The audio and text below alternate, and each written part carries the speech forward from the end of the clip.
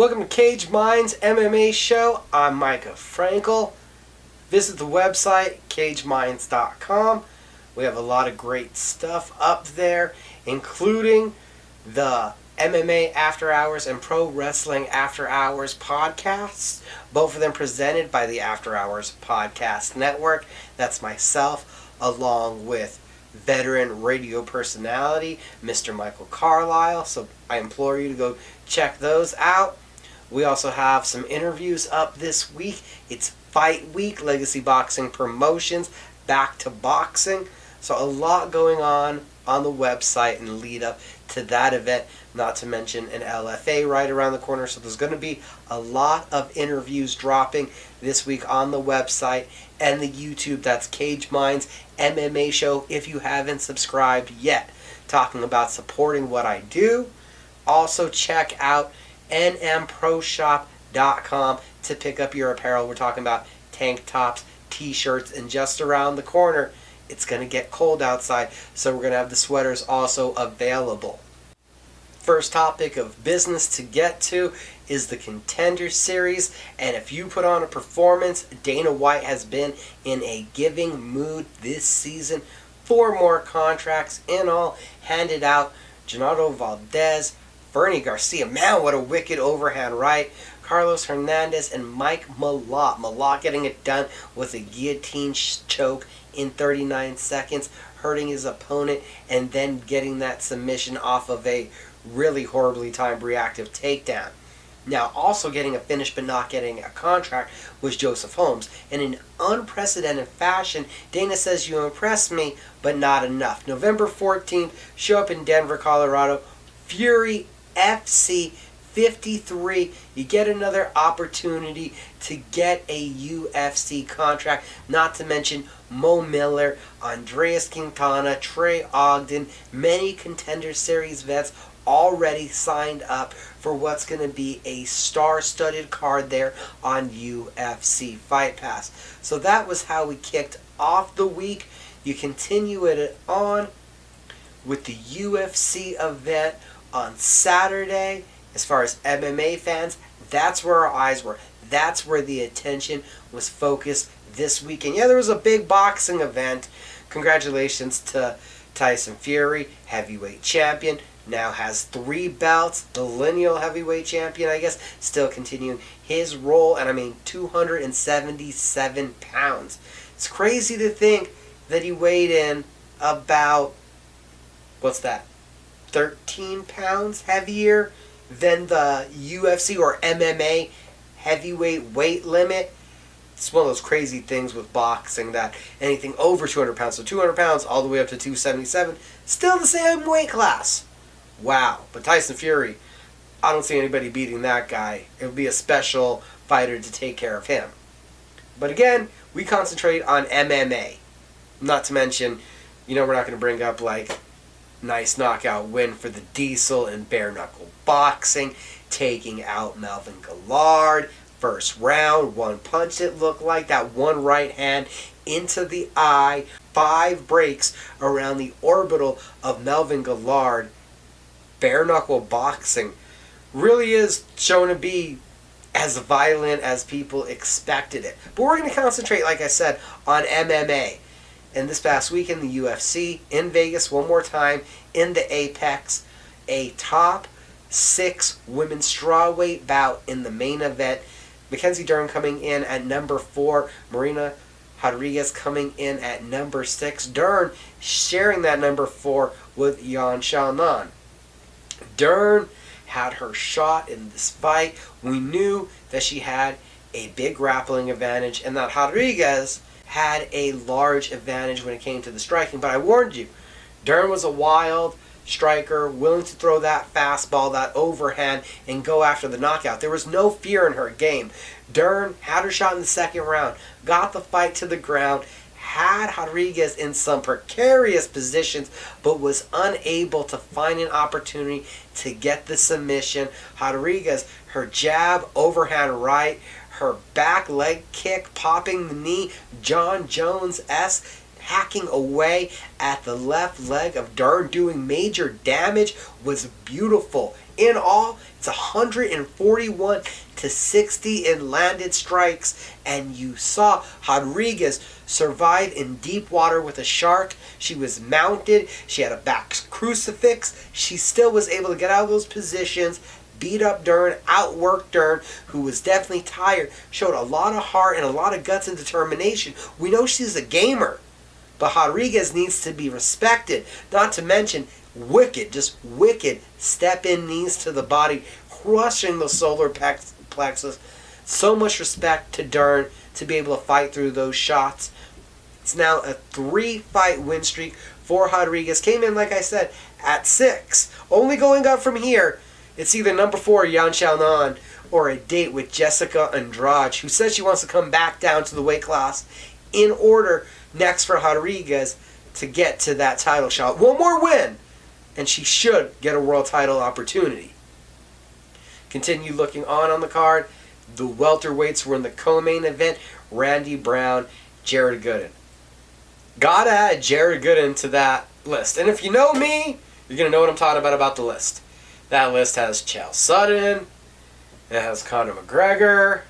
Jared Gooden gets to get added to that list. I've seen him miss weight in Albuquerque for a regional show.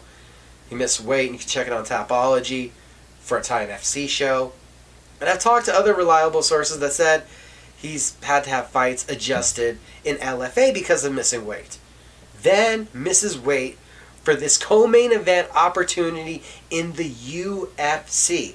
A 4th weight miss of his MMA career. Miesha Tate is blasting Aspen Ladd about her 2nd weight miss.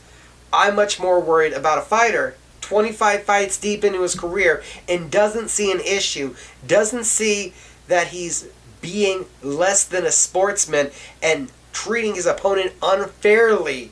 A guy that is so desperate to seek an advantage that he continues to miss weight without feeling the seriousness of the situation or having any real repercussions happen that deter him from having this situation happen again. So I gotta say that, not a fan of Jared Gooden.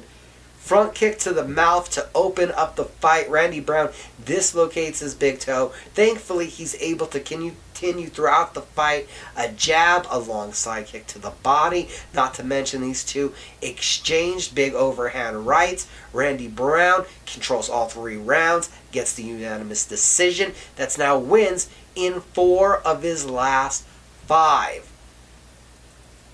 Continuing on down the card, looking back at the results in the flyweight division, Matthias Nicolau. He was a hot name before he had to go away from the UFC, serve a suspension for PEDs, then the promotion released him. He had to go back down, pick up a couple wins, prove that he was ready, and now here he is 2-0 in this 2nd stint. This is a serious win, defeating Tim Elliott by decision, 29-28 across the board. A fight full of scrambles. Nicolau, some great work to the body. His takedowns and control were solid in the 3rd round. It is, like I said, a 4-fight win streak overall, and I'm really thinking we could see Nicolau facing the Brandon Royval Rodrigo Borantine winner and finding himself in the mix at 125 pounds sooner than later. The Brazilian, also much potential. Women's flyweight bout that you also saw on that main card. Marina Agapova landing to all 3 levels throughout. Sabina Mazo, known as a striker, but did not have many answers for the aggression that the Kazakhstan fighter was bringing. Left hook straight to the body. Then you saw the right hand over the top, dropping Mazo to her knees. A beautiful back take, sinking in the rear naked choke. Lightning fast Agapova with her 2nd submission victory. When she hurts you on the feet, she is quick to get those finishes on the ground. In bantamweight action, Chris Gutierrez wins a decision over Felipe Corrales. And you saw, again, the great hammering leg kicks and even getting a couple takedowns this time out. Gutierrez with some solid work. third round, landing a crushing overhand right. Looked like he was going to put this one away. Surprised he didn't. It's 100-54 overall in landed strikes. Gutierrez now 5-0-1 in 6 fights inside the octagon. In the feature prelim, I highlighted Alexander Romanov last week. Couldn't understand why a 14-0 heavyweight was not on the main card. Now 15-0, getting it done. He gets into that Greco-Roman wrestling position. He'll clinch you up, drag you to the ground, trip you to the ground, and then it's overwhelming ground strike, 78 in all. Before the stoppage comes, Jared Vanderaa had no answers when he was on his back. That's now 4-0 in the UFC and a 6 knockout victory for the Moldovan. In featherweight action, Damon Jackson defeats Charles Rosa by unanimous decision. This was pressure, this was pace, this was 6 takedowns, dominance throughout the first 2 rounds from Damon Jackson. Charles Rosa, Boston Strong, we know there's no quit in him. A spectacular spinning back elbow lands just to the outside of Jackson's right eye early in the 3rd round. Jackson is leaking blood by the pints. It's flowing like you wish the soda machine would. But in all, the doctor did not see a reason to stop the fight. And Jackson is able to get to the decision. He's now won 2 of 3 in this, his 2nd stint with the UFC. Women's strawweight action, Lupita Godinez pulls off the first submission victory of her MMA career. Selena Gomez-Harez comes in on short notice, but gets taken down, gets her back taken, and in a bad technical error, left the arm in there trying to get out. First submission win for a pure boxer in Godinez. That's great to see her back on track. Lightweight division open up the card. The Mean Machine, Steve Garcia, he got clipped, dropped to his knees twice, but then showed you he is a versatile fighter, implements his wrestling, getting those double legs, and then sharp elbows, punishing ground and pound. His 9th career win by knockout, turning Charlie Ontiveros into a bloody mess. And congratulations, Steve, on the first official UFC win. Third measure of business today is to talk about the headlines and more or less the fight announcements made this week from the UFC. Kevin Holland versus Kyle Dawkins after their no contest, disappointing, confusing ending last weekend has been rebooked for the UFC Fight Night on November 13th. Alexa Grasso is out, and Joanne Calderwood is now facing Talia Santos at the UFC Fight Night on November 20th, which has also added the rebooking of Kang Ho Kung versus Ronnie Yaya. You know that one's in the bantamweight division. Also in bantamweight action, but this one is for the Fight Night on December 4th. That card is Gain Luis Smolka versus Vince Morales. Jeff Neal versus Santiago Ponzinibbio. And Leon Edwards versus Jorge Masvidal. Yes, I said those 2 fights, both incredible welterweight contests. They're going to be added to the UFC 269 pay-per-view on December 11th. Both of those fights are in the works for that card. Now it's looking like top-rated bantamweights. It's looking like top-rated featherweights Calvin Kattar and Giga Chikadze is in the works to headline the UFC Fight Night on January 15th. That card has also gained former TUF winner Court McGee against submission expert Ramiz Brahimov. Brandon Moreno versus Davidson Figueiredo. 3, the trilogy bout for the men's flyweight title was originally scheduled for UFC 269. It has now been moved back to January 22nd. That's going to be UFC 270. That card is also expected to see Francis Ngannou versus Ciryl Gane in a heavyweight title unification bout. If that doesn't wet your beak, not to mention that's the card that is expected to see Israel Adesanya, Robert Whittaker, 2 for that UFC middleweight title. The card has officially gained, and a little bit further down the card, it's going to be a men's bantamweight matchup, Cody Stamann versus Said Nurmagomedov. Now, the UFC Fight Night on February 5th. That one has a ton of announcements. We're talking about in featherweight action, Mike Trizio versus Hakeem Dawodu. In middleweight action, Ian Heinrich versus Sam Alvey. In welterweight action, Phil Rowe versus Jason Witt. In featherweight action, you're going to see Julian Erosa versus Steven Peterson. In bantamweight action, Miles John versus John Casada. That, again, is all for the UFC Fight Night on February 5th. And then Douglas Silva de Andrade making a quick turnaround, going to be taking on Sergey Moraz at UFC 271 on February 12th. In a couple bits of Bellator news, the promotion has announced a flip-flop for Bellator 270, the co-main event and the main event. So Peter Quilley versus Patricky Pitbull Freire is now the main event after Patricio Pitbull Freire has vacated the lightweight title so his brother can fight for the belt. Freire, the former two-division featherweight and lightweight champion, lost the featherweight title to AJ McKee, has now vacated the lightweight title. Patrick Freire is rematching Peter Quilley. Quilley won their first matchup when he cut Freire open with an elbow in the second round, and the referee would not let the fight continue into the third round.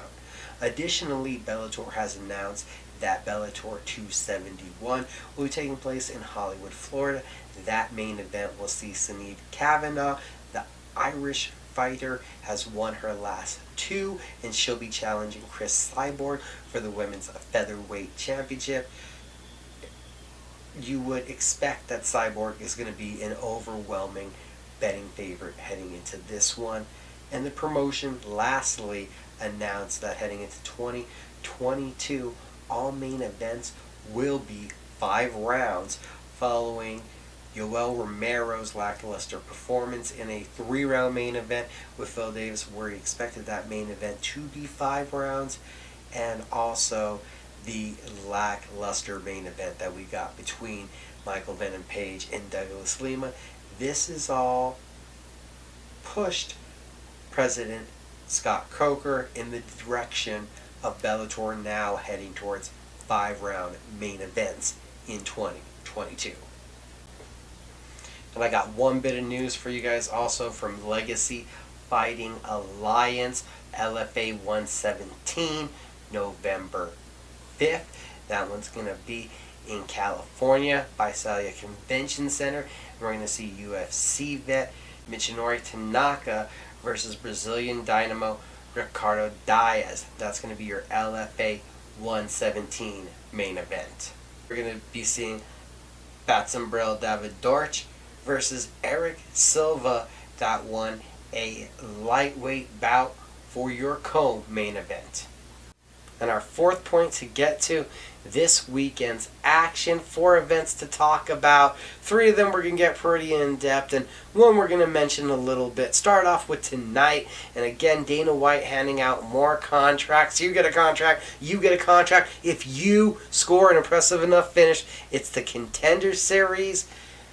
Tracy Cortez's little brother, Junior Cortez, 4 wins by knockout of his 5, is in the main event, taking on Christian Rodriguez, who's 5-0, 100% finishing rate, 3 knockouts, 2 submissions.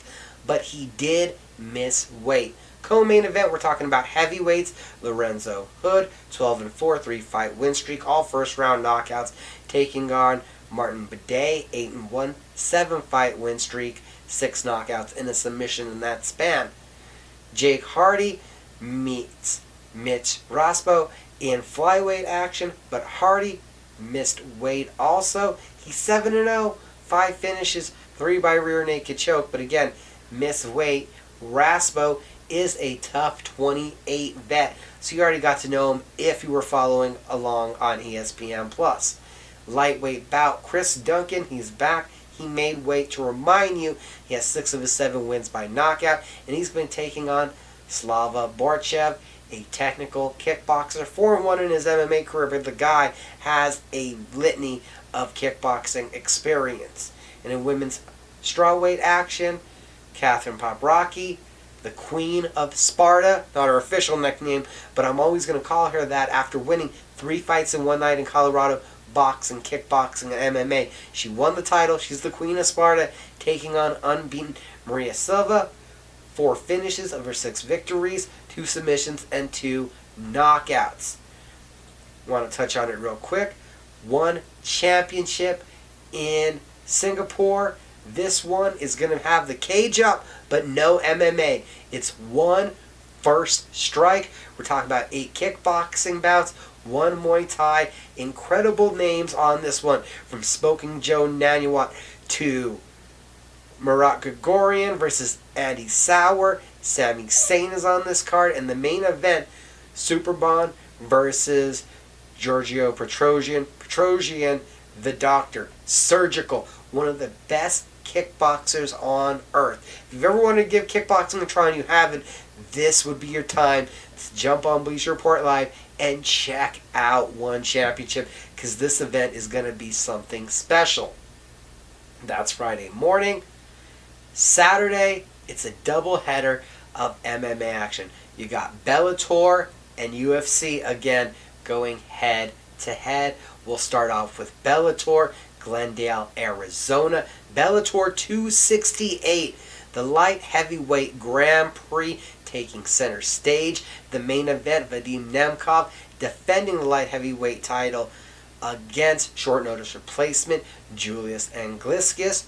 All best wishes to Anthony Rumble Johnson, who is reportedly seriously ill, and that is the reason he had to pull out of this fight. So Angliskas, the former LFA champion, getting a huge opportunity. Nemkov, an 8-fight win streak for the Fedor protege.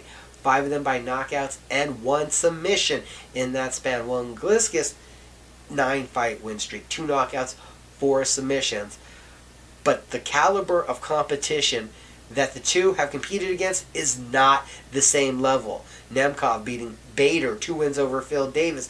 Well, Angliskas is just starting to get to the point where he's sniffing the main card. Even though it's 14-2 versus 10-1, you're like, oh, pretty similar records. Only 4 more wins and 1 more loss for Nemkov. That's only 5 more fights. It's the caliber of competition that Nemkov has competed against, where I think he's just a more well-rounded martial artist. But he can find himself in trouble if he finds himself underneath Angliskas. It's a light heavyweight Grand Prix semifinal in the co-main event. They trained together before. We don't know how it went, but both guys have kind of felt like, and led on to the media, like they got the better of that session. It's the former champion Ryan Bader against Corey Anderson, the former TUF winner. Both guys are actually former TUF winners. Bader still the heavyweight champion of Bellator. If you forgot, he's won 8 of 9.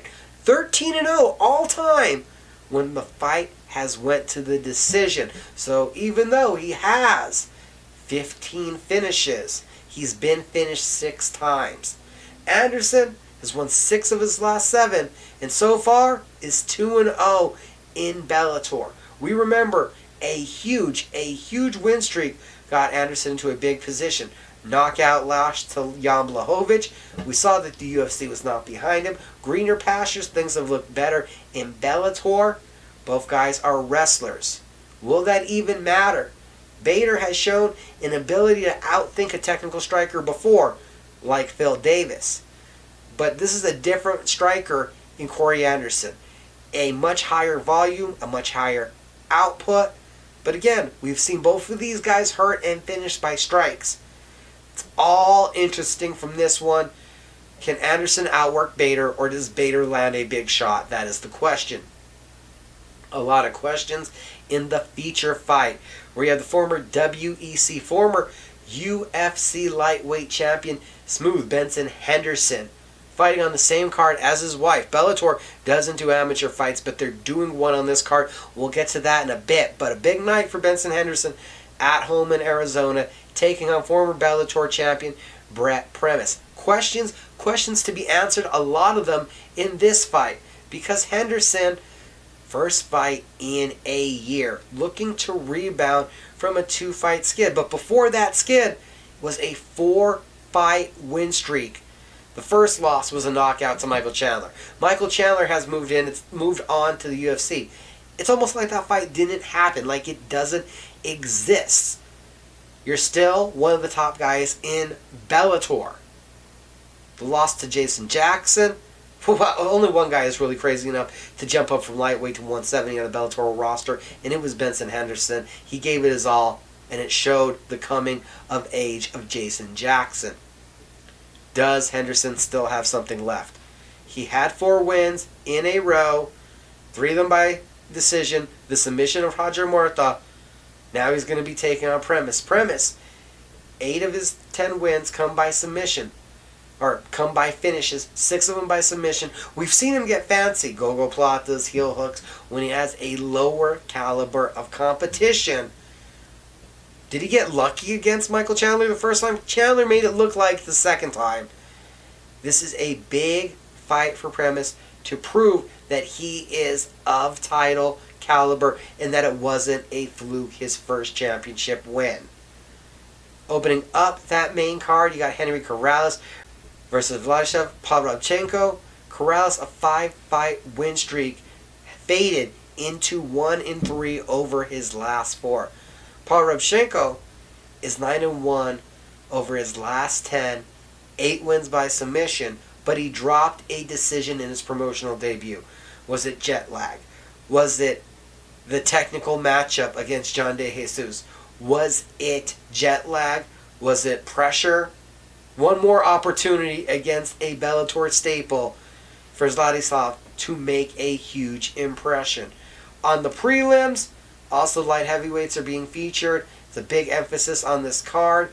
It's Karl Albrechtsson versus David George Yagshar Muradov. This is, can Yagshar Muradov keep this one standing, or does Albrechtsson get the takedown? That will be the tale of this one.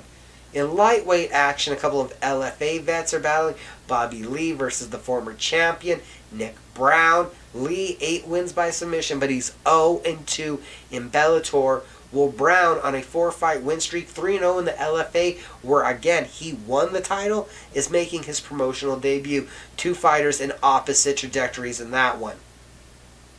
Got a pair of prospects that Bellator wants to elevate a little bit on this card. Lance Gibson Jr., father obviously Lance Gibson, his stepmother, the former women's featherweight champion Julia Budd. He's 4-0, taking on 13-fight vet Raymond Pena. So this is upping that experience, upping the caliber of opponent a little bit, in the same right as what's happening to 3-0 Jalen Bates, credible wrestler who is showing off that reason.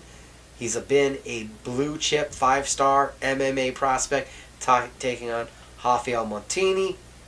In welterweight action, you're going to see Makhmud Barakhov against Jalil Wilnis. Makhmud, 11-fight win streak, 9 submissions. His debut in the promotion, he's a former ACA champion, so he's fought some great overseas talent. Well, Willis is on a 6-fight win streak, 2-0 in Bellator for the Memphis fighter. And again, to kick off the card, Bellator doesn't do it, but we're having a women's strawweight amateur bout. Maria Henderson versus Colette Santiago. An opportunity for Henderson to show out there in front of her hometown fans. I said it's a head-to-head night. UFC Vegas 40. It's UFC Fight Night. Ladd versus Dumont. Holly Holm is out. Aspen Ladd jumping in to take on Norma Dumont on short notice. We know that Ladd, due to the rough weight cut, how to pull out of her fight, but stepping up to the plate and going up to 145 like a lot of people wanted to see her do. I'm proud of the move. I'm happy to see her. And the UFC had somebody save the card. That means a lot. Jim Miller is taking on Eric Gonzalez, who's jumping in for Carlos Mota. And then Brandon Davis also getting his second opportunity with the UFC. He's going to jump in to take on Donna Batrell. But we'll get back to the top of the card, that main event. Number 3 ranked Aspen Ladd at bantamweight, jumping up to 145 to take on Norma Dumont. Dumont coming in off of proving herself, beating Felicia Spencer. That was supposed to be Spencer's rebound fight, but Dumont won the split decision. That raises your stock. That is a high quality win. That's a win that nobody thought you were going to do, and that showed a lot. Now Ladd, she missed weight. She's jumping right back in. Don't forget, she's coming off of a 6th knockout win. 6 of her 9 wins. Knockouts. Vicious ground and pound, coming off of beating Yana Kunitskaya. The co-main event, we're going to have some veteran names on this card. The former heavyweight champion of the world, Andrei Arlovski, taking on Carlos Felipe. Felipe, the Brazilian, with an opportunity to get into the top 15 with a big enough win.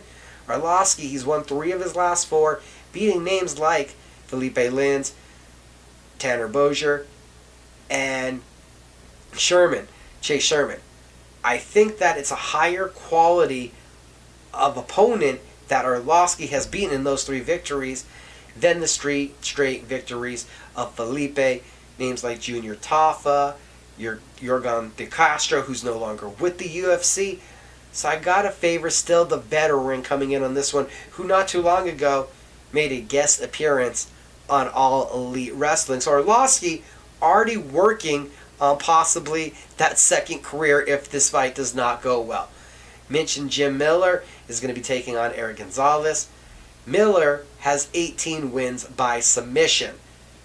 Gonzalez has 19 wins on his record heading into this one. Over the last 3 calendar years, Miller is only 3-3 in those last 6, but he's been fighting a lot of prospects outside of a win over Clay Guida. Gonzalez gets his UFC opportunity with wins in 4 of his last 5. In women's flyweight action, you have France's Menor Fiort taking on Brazil's Mayra Bueno Souza. Fiort, 7-fight win streak, 6 of them by knockout.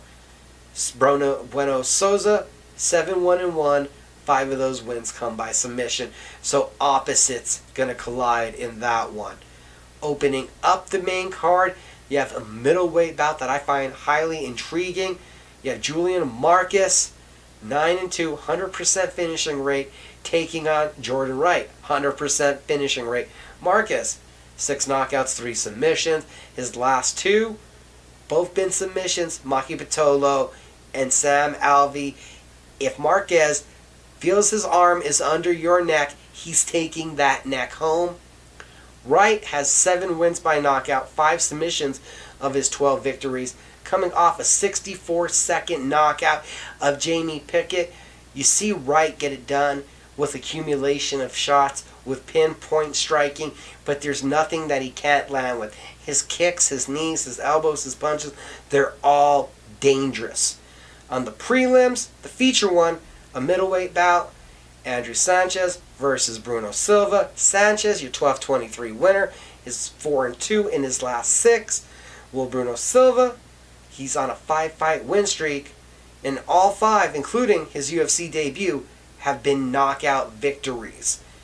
In welterweight action, you're also going to see Danny Roberts against Rahman Imam. This is another one of those complete opposite of styles. Roberts, 17 wins, 8 of them by knockout. The guy has a huge right hand. Ramazan Emeev has 20 wins, and 17 of them have showcased his grappling. 10 decisions, 7 submissions. And then all the way dropping down the card, I mentioned that Brandon Davis is on short notice, jumping in. He has been begging the UFC, calling them out on social media, making it known he wanted his opportunity again back with the biggest promotion in the world, and he's done it with a 4-fight win streak. He's taking on Dana Badrel. The Mongolian has won 5 of his last 6. 4 by knockout, including his last 2. They've been devastating. So again, it's a UFC Fight Night on ESPN+. Not the biggest names that you'll know, not every household name on the card, but it's a card that I think is really going to deliver. Check out CageMinds.com for all the latest. There is a lot of interviews going up this week. We're going to have photos coming up from Legacy Boxing Promotions back to boxing. So we'll have great coverage of that next week. Check out the website. And again, if you want to support by picking up some apparel, do that at nmproshop.com. Across social media, it's Cage Minds Combat Sports News on Facebook, CageMinds_CSN on Instagram, at Cage Minds MMA on Twitter. Find me on Twitter at @FrankelMicah. And don't forget to check out the After Hours Podcast Network. Thanks for watching.